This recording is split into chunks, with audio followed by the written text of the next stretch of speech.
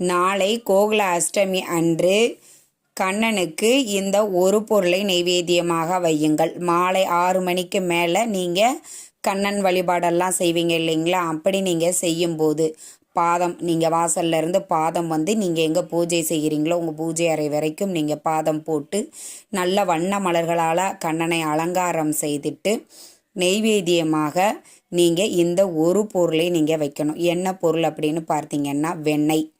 கண்டிப்பாக வெண்ணெய் வந்து அன்றைய தினம் நெய்வேத்தியமாக நாம் வைக்கணும். புராணங்களில் சொல்லுவாங்க கண்ணன் வெண்ணெயை திருடி தின்றான் அப்படின்னு சொல்லிட்டு. அதனால் வெண்ணெய் ரொம்ப ரொம்ப கண்ணனுக்கு மிக மிக பிடித்தமான ஒரு பொருள். இந்த ஒரு பொருளை நீங்கள் நெய்வேத்தியமாக வைக்கும்போது செல்வம் பெருகும். ஏன்னா பால், தயிர், மோர், நெய் இது எல்லாத்துலேயுமே மகாலட்சுமி வாசம் செய்யக்கூடியது. கண்ணனுக்கு உகந்த பொருள்.